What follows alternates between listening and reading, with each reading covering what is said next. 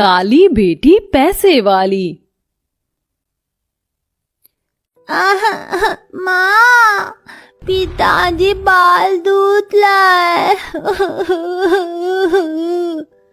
अच्छा ठीक है, धीरे धीरे करता हूँ।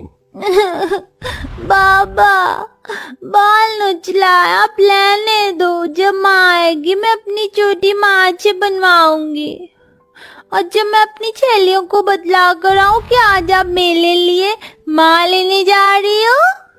रेखा खुशी से बाहर चली जाती है और सुनील डबडबाती आंखों से दीवार पर लगी अपनी स्वर्गवासी पत्नी की तस्वीर को निहार कर टूटे दिल से कहता है, सुभद्रा, मुझे माफ कर देना।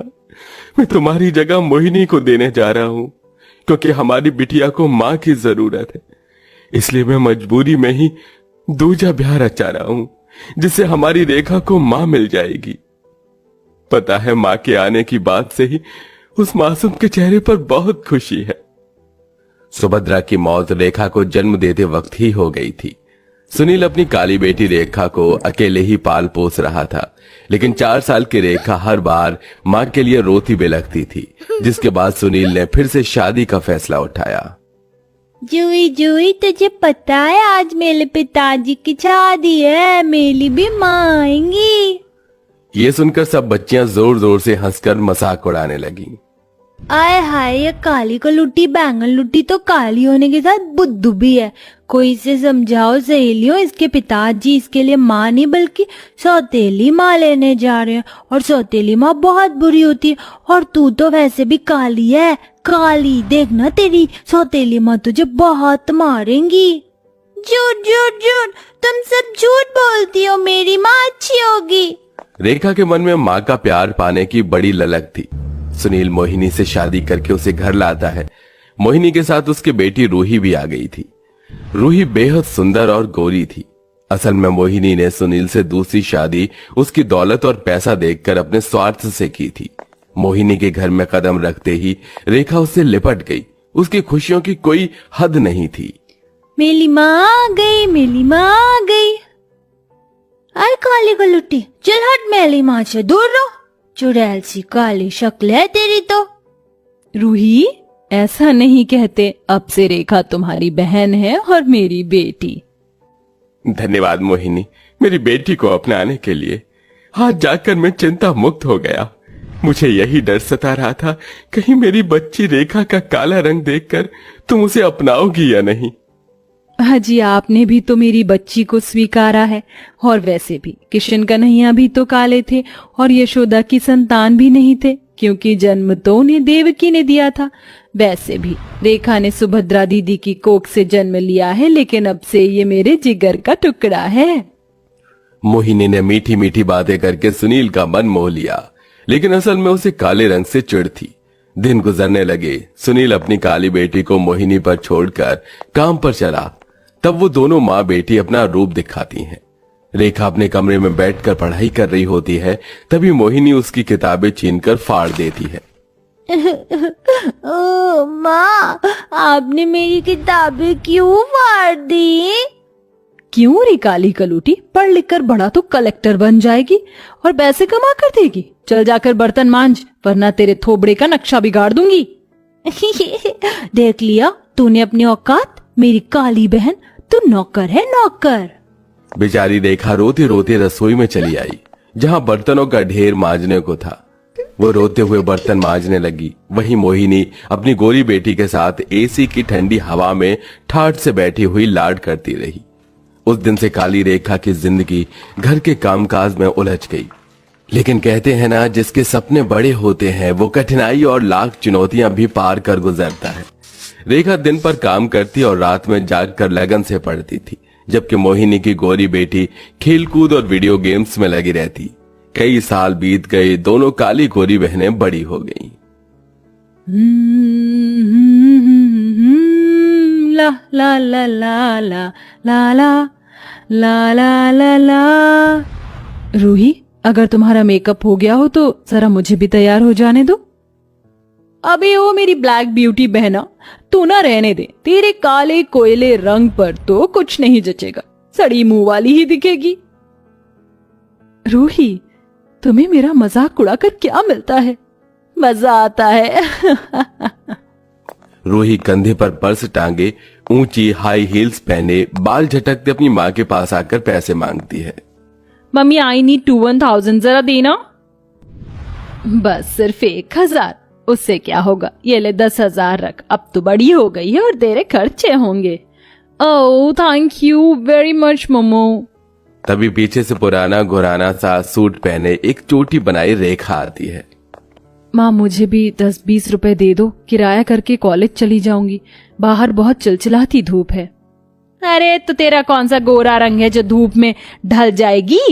चल जा, पहले ही तुझ काली कलूटन ने क्या कम बोझ बढ़ा रखा है, कमा कर एक चवन्नी नहीं देती, कंगाली में आटा गीला कर रखा है तुझ कल्लों ने।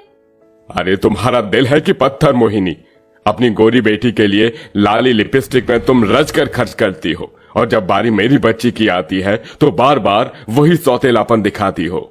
हाँ हाँ, तुम्हारी इस काली कलूटी बेटी ने इतना पढ़ लिख कर कौन सा झंडा गाड़ लिया है, अभी तक पैसे ही ठूस रही है, अपना भविष्य बनाकर चली जाएगी तुम्हारी ये काली बेटी। जैसे काली ये खुद उतना ही मन काला है, और मेरी रूही रंग से जितनी सुंदर है उतनी ही साफ दिल भी। मोहिनी की सौतेलेपन भरी बातें काली रेखा के दिल पर सुइयां चुभ हो रही थी। वो बिलख बिलख कर रो पड़ी।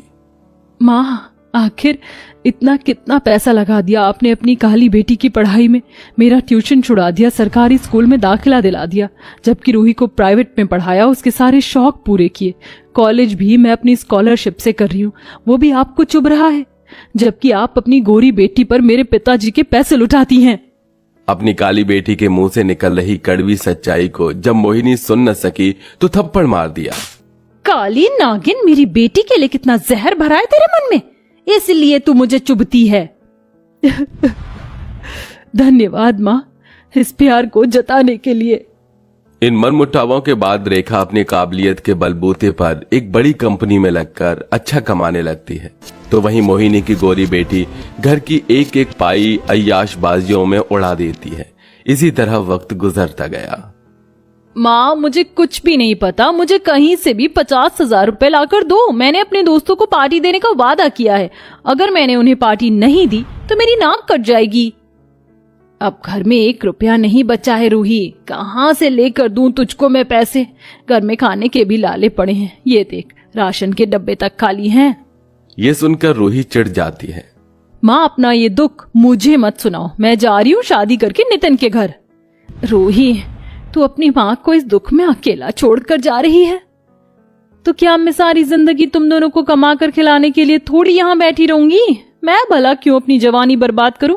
तुम्हारी काली बेटी अच्छे नोट छाप रही है, वो खूब पैसे वाली हो गई, उसकी जान खाओ। रूही अपनी माँ को दुख में छोड़कर नितिन से शादी कर लेती है। ऐसे में मोहिनी की काली बेटी ही उसके काम आती है और अपने पैसे से घर चलाती है।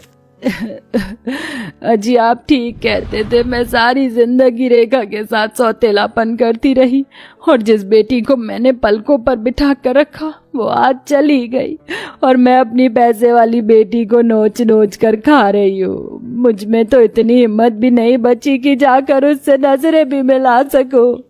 अपनी माँ को पछतावे से रोते देखकर काली रेखा का दिल पिघल जाता है। उसके दिल की भड़ास आंसू बनकर बहने लगती है। माँ तुम हमेशा मेरी माँ रहोगी, तुम्हारी बेटी है ना, अब चलो आंसू पोंछ लो, रो मत। मोहिनी अपनी गलतियों पर रोते हुए अपनी काली बेटी का माथा चूमकर प्यार जताती है। मेरी बच्ची आ, मेरे कलेजे से लग जा, तूने एक बेटे से भी बढ़कर किया, मुझे नाज है तुझ पर। अब नौकरी के साथ साथ रेखा कलेक्टर की तैयारी करने लगती है और अपनी मेहनत से जिला कलेक्टर बनकर दिखाती है, तो वहीं रूही की जिंदगी में कलेशबाजी रहने लगती है। नितिन मुझे नहीं पता था कि तुम 1 नंबर के फटीचर हो, मैंने तुमसे इसलिए शादी की थी कि तुम्हारे साथ खुश रहूंगी, मुझे क्या पता था मेरी जिंदगी झंड हो जाएगी।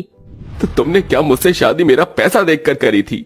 अच्छा हुआ जो भगवान तुम्हारी सच्चाई ले आए, वरना अगर मेरा बिजनेस नहीं डूबता तो तुम्हारा असली चेहरा न देख पाता। चली जाओ तुम यहाँ से। हाँ हाँ जा रही हूँ। रूही जैसे अपना सूटकेस लेकर निकलती है, तभी सामने उसकी काली बहन शोभायमान साड़ी में खड़ी थी। कलेक्टर का बेस उसके पद की ऊंचाई दिखा रहा था। रूही इस तरह से दुखों में रिश्ते नहीं तोड़कर जाते, साथ निभाना सीखो, जीवन में सब कुछ पैसा ही नहीं होता।